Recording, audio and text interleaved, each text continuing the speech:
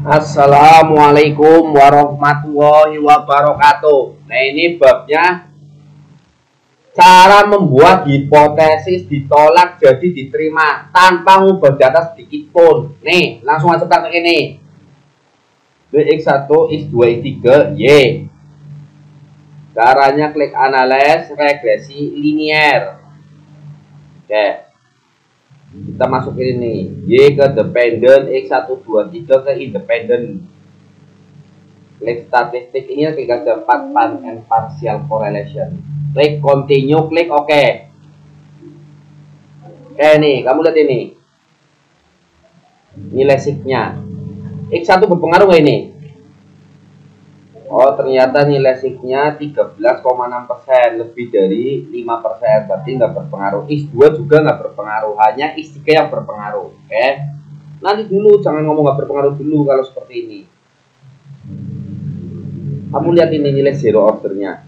Di sini zero ordernya positif semua, di sini ada yang negatif. Oke. Yuk, kita pakai regresi sederhana sekarang. Klik analyze regresi linier. X1 saja Y. Oke. X1 ke Y. Zero order muncul lagi nggak apa-apa. Klik OK. Nih kamu lihat sisinya. Berpengaruh nggak? Berpengaruh. Zero ordernya di sini berapa? 0,46. Di sini berapa? 0,46 juga. Sama kan? Sekarang X2 saja berpengaruh nggak? Masukin X2. Nih, ternyata hasilnya 1,7% nilai signya atau 0,017. Berarti berpengaruh nggak? Ya berpengaruh lagi karena lebih dari kurang dari 0,05. Apa sih yang? Itu yang penting pakai baju mas. Kalau yang penting pakai baju. Oke. Sekarang X3.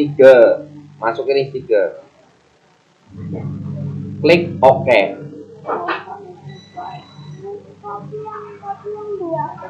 Ya nggak apa-apa, sana bilang bu, Pois mau pakai baju tapi yang biasa, sana bilang. Nah, nih nilai signya 0,00, berarti berpengaruh nggak? Iya berpengaruh. Dah, kita fokus ke nilai-nilai koefisien aja, copy aja dulu ini. Terus masukin ke Word, biar kamu tahu kalau seperti ini terus mau gimana ini. Regresi bergandanya nggak berpengaruh 2. Regresi sederhananya itu semuanya berpengaruh. Terus kamu gimana hipotesisnya? Artinya diterima apa ditolak? Nah, kalau seperti itu penjelasannya, kamu lihat hipotesis kamu. Lihat. Buka di bab 2 biasanya. Kamu buka. Oke. Ketika kamu mengkonstruk hipotesis, misal X1 dengan Y, X2 dengan Y. Saat X1 dengan Y, kamu mengaitkan X2 dan X3 enggak? Saat mengkonstruk hipotesis. Apa hanya bicara teori tentang X1 dengan Y aja? Dan mengabaikan X2 dan X3.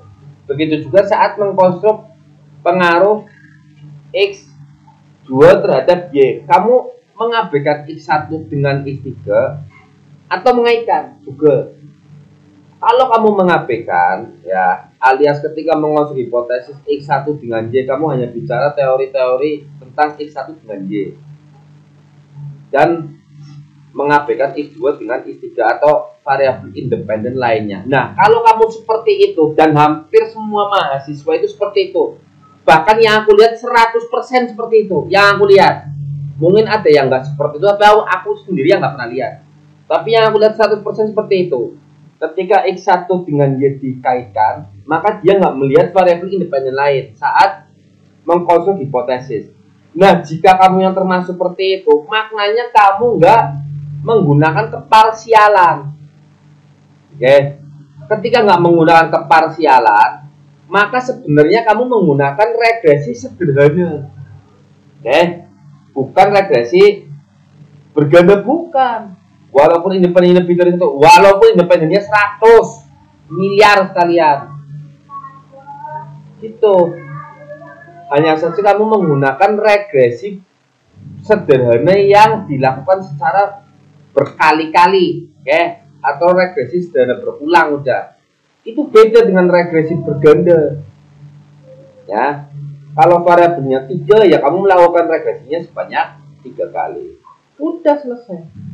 Makanya disitulah ada perbedaan hipotesis antara regresi sederhana dan berganda. Ya. Jadi ketika kamu melakukan regresi berganda seperti ini, ya, ini maknanya, nilai ini maknanya. X1, dengerin nih, kalian dengerin. Maknanya X1 tidak berpengaruh terhadap Y dengan variabel X2 dan X3 sebagai kontrolnya. Itu kalimat panjangnya gitu. Kalimat singkatnya gimana? Kalimat singkatnya X1 tidak berpengaruh secara parsial terhadap Y. Harus ada kata parsialnya. Oke. Makna berpengaruh secara parsial ya tadi. Artinya dikontrol oleh variabel independen lainnya. Itu ya. Itu kenapa ini nggak berpengaruh.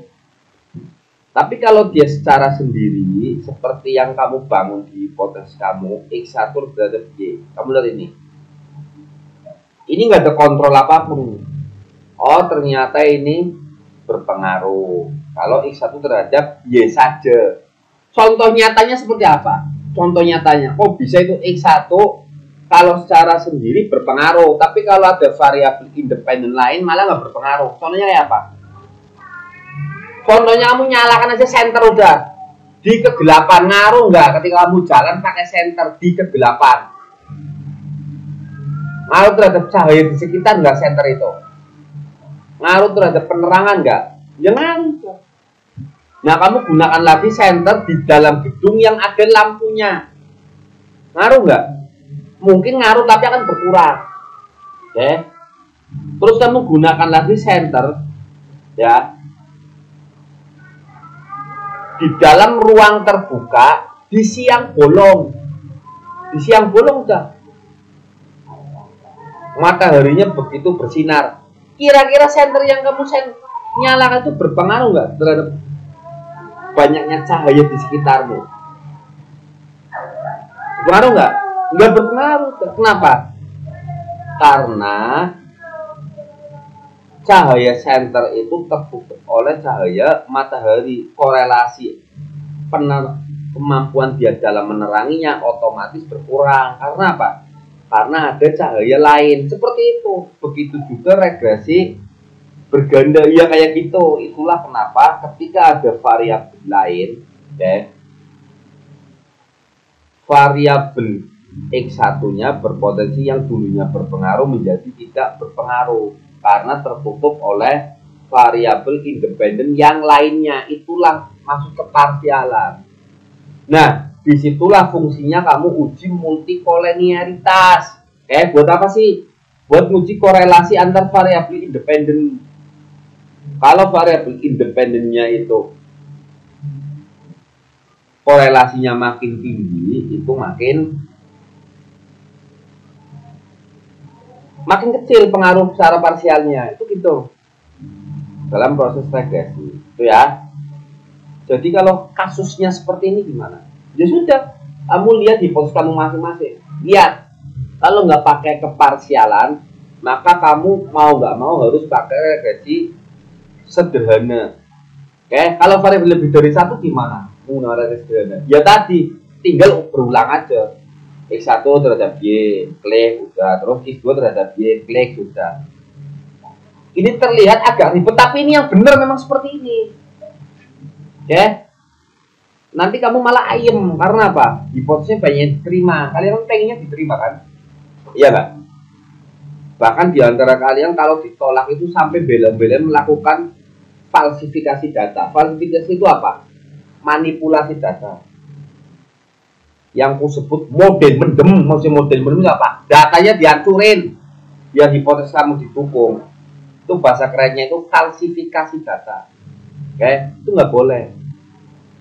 Malah yang seperti ini sah. Kamu melakukan regresi sederhana secara berulang. Ya.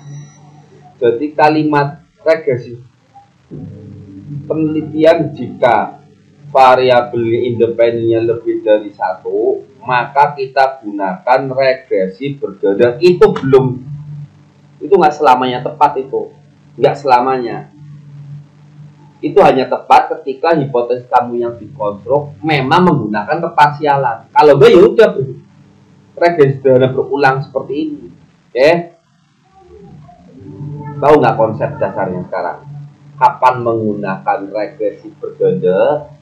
Kapan menggunakan regresi sederhana yang berulang? Kapan menggunakan regresi berganda? Oke? Itu gitu. Nah, kamu kalau mau lebih lanjut, ya sekarang tutup nggak apa-apa. Tapi kalau kamu mau tahu lebih lanjut, keparsialan itu seperti apa sih? Kamu lihat nih, X1 ke Y, nilai korelasinya 0,46. Ini nilai korelasi nih, ya. Parsialnya 0,158. Itu seperti apa? Nyatanya seperti apa? Nih, kamu lihat. Caranya kamu bikin korelasi biasa bivariat X1, X2, X3, Y. Oke, klik OK. Nilai korelasinya berapa ini? X1 ke Y 0,46. Mana itu? Samanya dengan mana? Dengan zero order, karena ini nilai korelasi. 0,46 itu nilai korelasi. Oke. Nah, terus 0,158 itu yang mana itu? Ya kan nilai korelasikan X2 dengan Y berapa ini? Fokus Y 0,249. Ini berapa ini? Zero ordernya 0,249 juga. X3 dengan Y 0,625. Di sini berapa? 0,625 juga. Dan ini signifikan ini. Iya enggak? Ya kan? Itu. Jadi zero order itu nilai korelasi person korelasi, itu namanya person korelasi. Nah, terus kalau yang parsial itu nilai apa? Bisa ini 0,158. Ya tadi yang barusan tak katakan. Itu korelasi, ya, variabel X dengan Y, X1 dengan Y gitu ya. Kalau X1 dengan Y. Dengan variabel independen lainnya, berarti X2 dengan X3. Sebagai variabel kontrol, makanya masukin di sini controlling for, klik. Nah, lalu kita klik OK. Lihat hasilnya nih. Berapa nilainya? Korelasi X1 dengan Y dengan X2 dan X3 sebagai kontrol variabel ini 0,158. Di sana berapa? 0,158 juga udah. Begitu juga kalau kamu mengklik X2 dengan Y dengan X1 dan X3 sebagai variabel kontrol. Pasti nilainya ini 0,-0,136. Oke, kalau nggak cek. Nih, kita masukkan, reset dulu nggak apa-apa udah. X2 dengan Y. Kontrolnya X1 dengan X3. Lalu klik OK. Lihat ini. Berapa ini? Sama 0,136. Ini berapa? Min 0,136. Sama kan? Nah, itu namanya korelasi parsial. Oke, X3 pun sama. Makanya di sini ketika kita klik analyze correlate, di sini pun namanya parsial. Oke. Yang bikin SPSS tahu namanya parsial. Kalau ini hanya bivariat, itu hubungan antar dua variabel aja udah. Mau kamu masukkan langsung 100 variabel, ya intinya X1 dengan Y, X50 dengan Y, tanpa memikirkan korelasi dengan variabel independen yang lain. Itu namanya bivariat. Kalau parsial itu kayak tadi. Ya, variabel yang lain itu tetap dihitung sebagai variabel kontrol. Ya kayak tadi, contohnya kayak tadi, lampu contohnya. Kalau kamu nyinarin di malam hari tanpa sinar matahari, ya otomatis senter itu akan sangat berpengaruh atas penerangan di sekitar, iya enggak? Oke, ketika siang hari, walaupun sama cahaya yang dikeluarkan senter itu pasti pengaruhnya akan berkurang.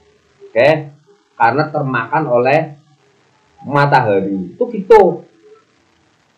Bayangannya seperti itu. Bisa bayangin nggak? Tuh, ya. Sama aja kayak kamu itu, sama aja kayak kamu. Kamu dulu pengaruhnya luar biasa, oke? Nggak ada kamu kayak pengen gimana-gimana. Tiba-tiba kamu nggak ada pengaruhnya sama sekali. Itu karena apa? Bisa jadi kayak tadi, multikolenialitas. Ada yang lain selain kamu yang korelasinya sangat tinggi dengan kamu. Sebagaimana cahaya dengan senter. Akhirnya apa? Pengaruh kamu berkurang. Bahkan kamu bisa hilang pengaruhnya. Oke, itu berlaku baik di pekerjaan atau dimanapun sama.